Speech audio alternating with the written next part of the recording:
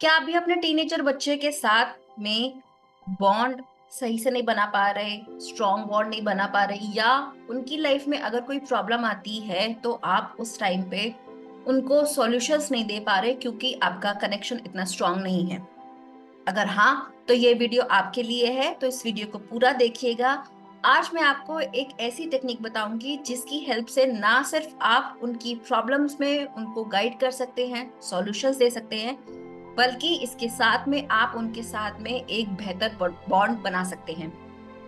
तो ये टेक्निक है CPAR, और चलिए देखते हैं कि इस CPAR टेक्निक में हम क्या पढ़ेंगे। तो इसकी हेल्प से हम टीनेजर्स को और ज्यादा हेल्प प्रोवाइड करा सकते हैं, हम अपने बच्चों के साथ में कनेक्शन बॉन्ड कर सकते हैं, और जितना ज्यादा आपका कनेक्शन स्ट्रांग होगा उतनी ही जल्दी आप उनकी हेल्प कर पाएंगे। तो इसमें आज हम क्या क्या पढ़ेंगे? सबसे पहले हम पढ़ेंगे connect. C for connect, then P for provide, क्या प्रोवाइड करना है, A फॉर असिस्टेंस प्रोवाइड करानी है, and then R for reflect, कैसे आप रिफ्लेक्ट कर सकते हैं, और उसके बाद में कुछ प्रैक्टिकल एप्लीकेशंस। तो सबसे पहले स्टार्ट करते हैं सी के बारे में कि सी आखिर है क्या। जब हम बच्चे से कनेक्ट करना चाहते हैं तो क्या स्ट्रेटेजीज हमको फॉलो करनी चाहिए, क्या बेनिफिट्स हो सकते हैं उस स्ट्रेटेजी को फॉलो करके? बिकॉज जब हम कनेक्शन बनाते हैं तो वो टू वे कम्युनिकेशन होना चाहिए, कनेक्शन टू वे होना चाहिए, जिससे कि हम एक दूसरे की बात को समझ सके। स्ट्रैटेजीज आप कौन सी फॉलो कर सकते हैं? बेसिकली सबसे पहले आती है एक्टिव लिसनिंग। बहुत जरूरी है किसी भी रिलेशनशिप में, चाहे वो पेरेंट टीन का हो, चाहे वो पार्टनर्स का हो, चाहे वो फ्रेंड्स का हो, कोई भी रिलेशनशिप क्यों ना हो, एक्टिव लिसनिंग बहुत जरूरी है। जो पर्सन बात कर रहा है, दूसरा पर्सन उस बात को बिना काटे ध्यान से सुने, बिना डिस्ट्रैक्ट हुए, और जब आप उसके फेशियल एक्सप्रेशन देख रहे हैं, आप उसके हैंड जेस्चर देख रहे हैं, बॉडी मूवमेंट देख रहे हैं, तब आपको और ज्यादा डीप में चीजें समझ में आती हैं। दूसरी चीज आती है एम्पैथी। एम्पैथी मतलब अगर कोई पर्सन अपनी कोई प्रॉब्लम बता रहा है तो उस टाइम पे एम्पैथी शो करिए, ट्राई टू फाइंड आउट कि उसको कैसा फील हो रहा होगा उस सिचुएशन में। आप अगर उस सिचुएशन में होते तो आपको कैसा फील होता। एंड नंबर 3 है क्वालिटी टाइम। जितना ज्यादा आप जिस पर्सन से आप अपना बॉन्ड, अपना कनेक्शन स्ट्रांग बनाना चाहते हैं, जितना ज्यादा बेहतर टाइम आप उसके साथ स्पेंड करेंगे, क्वालिटी टाइम स्पेंड करेंगे, आपका जो बॉन्ड है वो उतना ही ज्यादा स्ट्रांग होगा। तो भले ही आप 5 मिनट कर रहे हैं, 10 मिनट कर रहे हैं, आधा घंटा कर रहे हैं, तो क्वांटिटी नहीं देखनी है, हमें क्वालिटी देखनी है। आपका जितना टाइम आप स्पेंड कर रहे हैं, आप पूरा डेडिकेशन दे उस पर्सन को, पूरा डेडिकेशन उस टाइम को दे, बिना डिस्ट्रैक्ट हुए। ये 3 स्ट्रेटेजीज आप फॉलो कर सकते हैं एक बेहतर कनेक्शन के लिए। अब आपने ये स्ट्रेटेजीज फॉलो करी, इससे बेनिफिट क्या होगा? आपका कम्युनिकेशन बेहतर होगा क्योंकि आप एक दूसरे की बात को सुन रहे हैं, समझ रहे हैं, और वो कैसा फील कर रहा है, क्या उसके थॉट्स है, क्या इमोशंस है, उसको भी समझ रहे हैं। तो जो आपका कम्युनिकेशन है वो बेहतर होगा। आप एक दूसरे पे ज्यादा ट्रस्ट कर पाएंगे, रिस्पेक्ट करेंगे। कोई किसी सिचुएशन से आ रहा है, दूसरा पर्सन किसी और सिचुएशन से आ रहा है, क्या माइंडसेट है दोनों का, क्या बैकग्राउंड है, जब आप सारी चीजें समझते हैं तो आप एक दूसरे की और ज्यादा रिस्पेक्ट करते हैं। और तीसरा आता है कि इससे आप एक सेफ एनवायरनमेंट बना रहे हैं टीनेजर्स के लिए, जहां पे वो अपनी फीलिंग्स, अपने इमोशंस, अपने थॉट्स को एक्सप्रेस कर सकते हैं। अगर वो थॉट्स एक्सप्रेस कर पाएंगे, अपनी बात को रख पाएंगे, तब आपने उनके साथ एक ऐसा बॉन्ड बना लिया है, ऐसा कनेक्शन बिल्ड कर लिया है, तभी वो आपके साथ में अपनी बात को शेयर करेंगे। तो सबसे पहले आपको कनेक्शन बनाना है, कनेक्ट करना है टीम के साथ में। ये हो गया सी। उसके बाद पी, पी फॉर प्रोवाइड। अब हमने कनेक्शन तो बना लिया, अब हमें क्या प्रोवाइड कराना है उनको? अगेन प्रोवाइड कराने के लिए अगेन स्ट्रैटेजीज है। आपको इमोशनल सपोर्ट प्रोवाइड कराना है, आपको एजुकेशनल रिसोर्सेज देने हैं, और प्रैक्टिकल टूल्स। इमोशनल सपोर्ट में आपको इस तरह से करना है कि जब आप बात कर रहे हैं अपने बच्चे से, अपने टीनेजर्स बच्चे से या किसी और से, तो उस टाइम पे जब कोई अपनी बात बता रहा है तो आपको जैसे आप सिंपैथी दिखा रहे हैं, अब आप उसको इमोशनली सपोर्ट करना चाह रहे हैं कि हाँ मैं तुम्हारी बात को समझ रहा हूँ, वैलिडेट कर रहे हैं, उसकी फीलिंग्स को एक्नॉलेज कर रहे हैं, उसको पूछ रहे हैं कि तुम्हें कैसी हेल्प चाहिए, क्या तुम मुझसे क्या चाह रहे हो। क्या सिर्फ तुम्हें चाहिए कि कोई तुम्हारी बात सुने, या कोई हेल्प चाहिए, कोई गाइडेंस चाहिए, कोई सॉल्यूशन चाहिए। इस तरह से जब आप बात करते हैं तब अगले पर्सन को, पहले तो आप जब पूछ रहे हैं तब आपको ये चीज क्लियर हो जाएगी कि मुझे बाद में सॉल्यूशन देना है कि नहीं देना है, या मुझे सिर्फ सुनना है। इस तरह से आप उसको इमोशनल सपोर्ट दे सकते हैं। कोई प्रॉब्लम आ रही है, उसको कोई हेल्प चाहिए, अगर आपके पास से उसको वो हेल्प नहीं मिल रही है तो आप उसको गाइड कर सकते हैं कि कहाँ से वो हेल्प ले। तो ये इमोशनल सपोर्ट आपको देना है, अपने बच्चे को देना है कि मैं हूं तुम्हारी बात सुनने के लिए, कोई भी प्रॉब्लम आती है, कोई भी डर है, मुझसे आके बोलो, जो भी प्रॉब्लम आती है हम मिलके सॉल्व करेंगे। अगर कुछ गलती हो गई है, क्या है, कैसे करना है, आगे कैसे करना है, सारी चीजें करेंगे। तो इस तरह से आप बच्चे को इमोशनल सपोर्ट दे रहे हैं। एजुकेशनल रिसोर्सेस, आप उसको अगर कोई किसी चीज पे नॉलेज देना चाहते हैं तो आप उसको आर्टिकल्स दे सकते हैं, आप उसको बुक्स प्रोवाइड करा सकते हैं। बुक्स लोग ज्यादा प्रेफर अगर नहीं कर रहे हैं बच्चे, तो आप उनको ऑडियो समरी दे सकते हैं, किसी भी बुक की ऑडियो समरी, क्योंकि वो चलते फिरते उस ऑडियो समरी को सुन सकते हैं। और क्योंकि समरी बहुत छोटी होती है तो इतना टाइम उनको नहीं देना पड़ेगा कि जितना टाइम वो बुक पे दे। अगर उनको ऑडियो समरी अच्छी लगी तब आप उसको वो बुक दे सकते हैं, ताकि उसमें उसका इंटरेस्ट और ज्यादा है। तो ऑडियो समरी से ये फायदा होता है कि बच्चे बहुत ज्यादा नॉलेज ले सकते हैं कम टाइम में। बाकी इतने एजुकेशनल वीडियोस हैं, तो इन सारी चीजों को यूज करके, इन सारे रिसोर्सेज को यूज करके आप उसको एजुकेशन दे सकते हैं।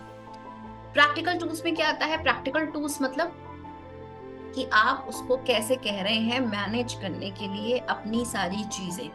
अब आप जितनी भी चीजें, रिसोर्सेज आपने दिए, आपने टूल्स दिए कि अच्छा इसकी हेल्प से किसी एक वेबसाइट से आपने उसको दिया कि इस तरह से तुम कर सकते हो, किसी एनालिसिस पे वर्क कर सकते हो, एक स्ट्रैटेजी को फॉलो कर सकते हो अपने लिए, या कोई प्रॉब्लम आ रही है उसको कैसे रिजॉल्व करना है। तो वो सारे आते हैं प्रैक्टिकल टूल्स में। कि आपने कोई चेकलिस्ट कर ली, कोई सर्वे कर लिया, आपको अपने बारे में नॉलेज हो रही है, आप उसको बता रहे हैं कि इस तरह से ये तुम्हारी स्ट्रेंथ्स हैं, ये तुम्हारी वीकनेसेस है, इन इस सर्वे का यूज करके तुम अपनी पर्सनालिटी के बारे में पता लगा सकते हो। तो ये सारी चीजें, ये सारे टूल्स जो होते हैं बच्चे को हेल्प करते हैं आगे बढ़ने में, और आप इनको प्रोवाइड करा के उनकी हेल्प कर सकते हैं। अब स्ट्रैटेजीज के बाद बेनिफिट्स क्या आता है? जब आप बच्चे को नॉलेज देते हैं, स्किल्स देते हैं, तब उससे क्या होगा कि अगेन वो ये समझ रहा है कि मेरे पेरेंट्स मेरी कितनी हेल्प कर रहे हैं, एंड वो मेरे लिए कंसर्न है। अगर मुझे कोई प्रॉब्लम आती है वो मुझे इमोशनल सपोर्ट देते हैं, अगर कोई प्रॉब्लम आती है वो मुझे रिसोर्सेज देते हैं, स्ट्रैटेजीज बताते हैं, अलग अलग चीजें मेरे लिए करते हैं। तो इससे क्या हुआ, वो आप पे ट्रस्ट कर रहा है। अब क्योंकि वो इन सारी चीजों पे वर्क कर रहा है, उसका कॉन्फिडेंस बूस्ट हो रहा है, उसका सेल्फ एस्टीम बूस्ट हो रहा है, एंड आपने उसको एक दिया है कि इस पे तुमको वर्क करना है, ये सारी चीजें तुम्हारे लिए हैं। प्लस जब आप उसको सिर्फ गाइड करते हैं, वो अपना काम खुद करता है, तो इंडिपेंडेंस बिल्ड होती है, एंड आप उसको हेल्प कर रहे हैं उसकी ग्रोथ में, उसकी लर्निंग में। तो उससे उसको मोटिवेशन मिलता है और वो एंकरेज्ड फील होता है कि हाँ मुझे इस तरह से और वर्क करना है। तो जब भी आप कोई भी इस तरह से कनेक्शन बिल्ड करने के बाद कुछ चीजें प्रोवाइड कराते हैं, तो उससे उसका कॉन्फिडेंस बिल्ड होता है, प्लस उसको हेल्प मिलेगी आगे अपने फ्यूचर में। तो कभी भी आपको कोई भी काम करना है, पहले कनेक्शन बनाना है, देन आपको चीजें प्रोवाइड करानी है। अब इसके बाद जो थर्ड पॉइंट आता है वो आता है असिस्ट। अब हमको असिस्ट कैसे करना है? अगर हम बच्चे को असिस्ट करना चाहते हैं, अगेन इसमें स्ट्रैटेजीज कौन सी है? आपको गोल सेटिंग करनी है, problem solving and encouragement. Goal setting, अगर किसी भी टास्क के लिए भी आप गोल बना सकते हैं, कितने ड्यूरेशन में इस टास्क को करना है, किस टाइम पे क्या स्टेप लेने हैं, इस स्टेप के बाद क्या है, क्या माइलस्टोन होना चाहिए, किस स्ट्रैटेजी को फॉलो करना चाहिए, किस तरह से हम इसको मेजर कर सकते हैं कि हमें सक्सेस मिल गई है कि नहीं? तो आप गोल सेटिंग कर सकते हैं। जब आप गोल सेटिंग में उसको हेल्प करेंगे कि ये तुम्हारा काम है, इतने दिन में तुम्हें करना है, इस तरह से तुम कर सकते हो, तो उससे उसको आपने एक हद तक प्रॉब्लम सॉल्विंग स्किल सिखा दी कि हाँ, आगे अगर कुछ प्रॉब्लम आती है तो तुम सेम इसी तरह से इस तरह की प्रॉब्लम को सॉल्व कर सकते हो। प्लस आप उसको एंकरेज कर रहे हैं अब खुद से नेक्स्ट चीजों के लिए गोल सेटिंग करने के लिए। तो गोल सेटिंग बहुत जरूरी है हर किसी की लाइफ में। एकेडमिक से रिलेटेड गोल होते हैं, हेल्थ से related, mental health, physical health, activity से रिलेटेड, आपके डेली के रिचुअल से रिलेटेड, डेली के स्केड्यूल से रिलेटेड, कुछ चीज, किसी भी चीज से रिलेटेड गोल आप बनाइए और जब आप उस पर वर्क करेंगे धीरे धीरे करके तो आपको सक्सेस मिलेगी, आपको ग्रो, आप अपने आप को खुद ग्रो होता हुआ देखेंगे। तो ये है 3 strategies: goal setting, problem solving and आपको एंकरेज करना है अपने बच्चे को कि वो खुद से अब ये चीजें करें। बेनिफिट्स क्या होते हैं आप जब असिस्ट कर रहे हैं? कि उसके अंदर जो रेजिलियंस की पावर है, जो बाउंस बैक की पावर है, जो परसिवियरेंस की पावर है कि मैं खुद से ये काम कर सकता हूँ, वो बिल्ड होती है। अगेन, जैसे आपने उसको हेल्प करी गोल सेटिंग में, प्रॉब्लम सॉल्विंग स्किल में, तो वो भी उसके अंदर और बिल्ड होगी कि अब मैं इस तरीके से और काम कर सकता हूँ, और उसका कॉन्फिडेंस बढ़ेगा, उसकी क्लैरिटी बढ़ेगी। वो अगर कोई भी प्रॉब्लम आ रही है तो उसके लिए उसका जो पर्सपेक्टिव है, उसका जो सोचने का तरीका है, वो और ब्रॉडर होगा, और उसका जो माइंडसेट है, जो एटीट्यूड है, वो भी पॉजिटिव होना शुरू हो जाएगा। क्योंकि उसको पता है कि उसके साथ में अगर कोई प्रॉब्लम हुई तो आप हैं, आप उसको सारी नॉलेज अवेलेबल करा सकते हैं, आप उसको असिस्ट करने के लिए रेडी हैं, आप उसको हेल्प करने के लिए रेडी हैं, किसी भी तरह से, रिसोर्सेस के बेसिस पे या इमोशनली बेसिस पे। तो इस तरह से आप उसको बहुत हद तक अपनी लाइफ में एक तो इंडिपेंडेंस दे रहे हैं कि हाँ, एक तरह से मैं आपको बता दे रहा हूँ अब आगे आपको करना है तो आगे आप इंडिपेंडेंट है, आगे आप फ्री हैं, आपको किस तरह से करना है, एक सॉल्यूशन ये है। इससे उसका माइंडसेट और बेहतर होगा, क्योंकि आगे चल के धीरे धीरे उसको अपने काम खुद करने हैं तो वो इंडिपेंडेंट और फील करेगा, आपके ऊपर डिपेंडेंसी कम हो जाएगी उसकी। तो ये था असिस्ट। एंड द लास्ट आता है कि रिफ्लेक्ट या रिव्यू। अब आपने सारी चीजें कर ली हैं, हर काम के बाद एक बार रिव्यू करना जरूरी है, बिकॉज जब हम रिव्यू करते हैं तब हमको पता चलता है कि हम किस बात पे हैं, सही चल रहे हैं कि नहीं।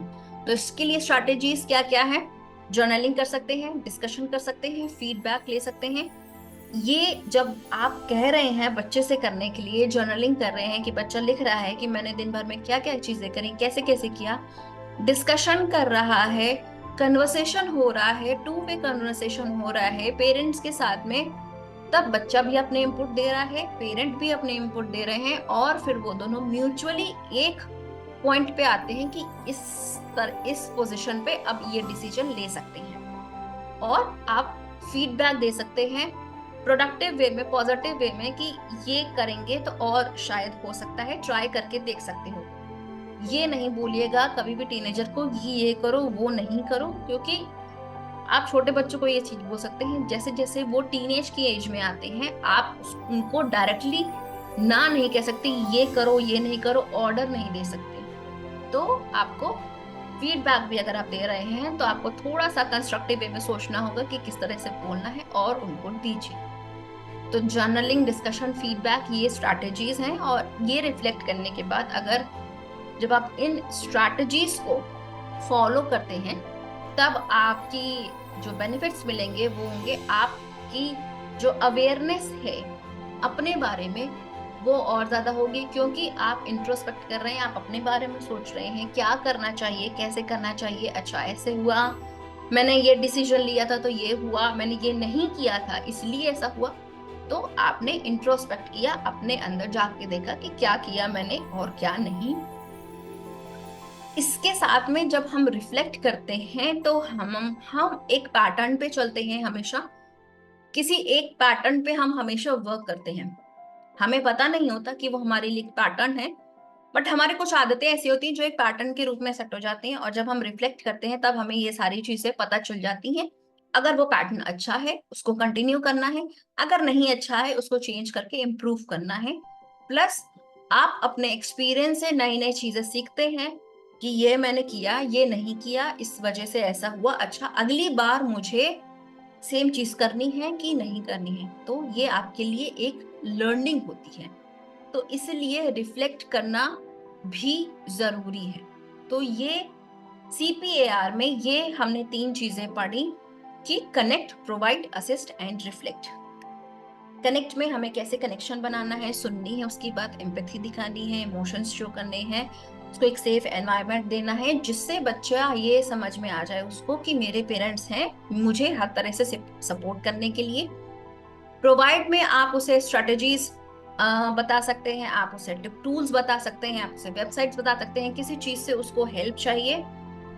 असिस्ट में आप उसको कैसे गोल सेटिंग करनी है, कैसे उसको अपना डेली शेड्यूल बनाना है, किस तरह से वो अपने टास्क को मेंशन कर सकता है, इस तरह से आप कर सकते हैं और उससे उसको हेल्प मिलेगी आगे अपने काम को इंडिपेंडेंटली करने में। उसको एक कॉन्फिडेंस फील होगा उसके अंदर, जो अगर कोई प्रॉब्लम आ रही है आगे तो वो उसमें रेजिलियंस की पावर बिल्ड हो सकती है, उसको समझ में आ सकता है कि मुझे इस प्रॉब्लम से कैसे लड़ना है, कैसे इसको ओवरकम करना है। और रिफ्लेक्ट से हमें ये हेल्प मिलेगी कि हमें ये पता चल जाएगा कि हम सही ट्रैक पे हैं कि नहीं है, और अगर कोई ऐसी चीज है जो हमारे लिए हेल्पफुल है हमें उसको कंटिन्यू करना है, अगर नहीं तो उसको छोड़ देना है, किसी नई चीज पे फोकस करना है। अब आते हैं प्रैक्टिकल एप्लीकेशंस पे। प्रैक्टिकल एप्लीकेशंस आपको क्या लेनी है, सबसे पहले आती है कि आपको अपनी जो नीड्स हैं, जो एक्चुअल में आप क्या चाहते हैं उसको समझना है। कई बार हमें ऐसा होता है कि हम बच्चों से कनेक्शन बनाना है, कनेक्शन किस सेंस में बनाना है कि बच्चा मेरी बात सुने, मुझे बच्चे की बात सुननी है, या हम टाइम स्पेंड नहीं कर पा रहे हैं। आपकी एक्चुअल नीड क्या है आपको वो आइडेंटिफाई करनी है। उसके बाद हर बच्चे से कनेक्शन बनाने का, हर बच्चा अलग होता है तो उसके साथ कनेक्शन बिल्ड करने का तरीका अलग है। किसी बच्चे को एक्टिविटीज पसंद है तो आप साथ में कोई एक्टिविटीज कर सकते हैं, किसी बच्चे को बुक रीडिंग पसंद है तो आप उसके लिए अच्छी बुक्स लाके, या आपने कोई बुक पढ़ी उसको उसमें हेल्प कर सकते हैं। तीसरी चीज जो आती है वो आता है बी कंसिस्टेंट। आप अगर कोई चीज कर रहे हैं तो उसको कंसिस्टेंसी में करिए, बिकॉज इससे क्या होगा आपको हेल्प मिलेगी डेली बेसिस पे। अगर आप उसको कर रहे हैं कि आपको ये रिव्यू करने में कि क्या जो मैं कर रहा हूँ या जो मैं कर रही हूँ वो सही है कि नहीं। अगर आप कभी कर रहे हैं कभी कहीं नहीं कर रहे हैं तो वो एक हैबिट के फॉर्म में नहीं आपके शेड्यूल में फिट हो पाएगी या आपकी लाइफ में फिट हो पाएगी, और इस टाइम पे आपको रिव्यू करने में प्रॉब्लम होगी। और जो लास्ट आएगा वो आएगा इवैल्यूएट प्रोसेस। जब आप कंसिस्टेंट हैं तो उसको इवैल्यूएट करना है। तो ये सारी चीजें आपको करनी है अगर आप चाहते हैं कि आप अपने बच्चे के साथ में जो कनेक्शन है वो और अच्छे से बिल्ड करें और स्ट्रांगली बिल्ड हो, और आप उसको हेल्प कर पाए किसी भी सेंस में, उसकी ग्रोथ में, उसके एकेडमिक्स में, किसी भी तरह से उसकी पर्सनालिटी को और बेहतर बनाने में। तो ये था आज का वीडियो। आई होप आपको बहुत सारी चीजें समझ में आई होंगी कि कहाँ पर आपको क्या चीज अप्लाई करनी है अपनी लाइफ में और अपने टीनेजर्स की लाइफ में। अगर आपको कोई भी क्वेरी है इस टॉपिक से रिलेटेड मुझे नीचे कमेंट्स बॉक्स में जरूर लिखिएगा। प्लस अगर आप किसी और टॉपिक पे इंफॉर्मेशन चाहते हैं वो भी आप नीचे कमेंट सेक्शन में लिख सकते हैं। आज का ये वीडियो आपको कैसा लगा नीचे कमेंट सेक्शन में ये भी लिखिएगा, ताकि इससे मुझे हेल्प मिलती है कि क्या जो मैं इंफॉर्मेशंस प्रोवाइड करा रही हूँ वो आपके लिए हेल्पफुल हैं कि नहीं। किसी प्रॉब्लम में अगर आप अटक गए हैं और आपको सॉल्यूशन चाहिए तो आप मुझे डीएम कर सकते हैं इंस्टाग्राम या फेसबुक पे, या फिर आप मुझसे एक डायरेक्ट कॉल बुक कर सकते हैं मेरे साथ में। उसका लिंक ट्री नाम की जो लिंक है वो मेरे प्रोफाइल पे दिया हुआ है, चैनल की प्रोफाइल पे। आप उस पर क्लिक करके मुझसे एक 1-on-1 कॉल बुक कर सकते हैं और हम साथ में मिलकर आपकी प्रॉब्लम का सोल्यूशन निकालेंगे। मिलते हैं नेक्स्ट वीडियो में। Take care, bye bye. But अपने लिए हमेशा एक गोल सेट करके रखिए। Have a good day.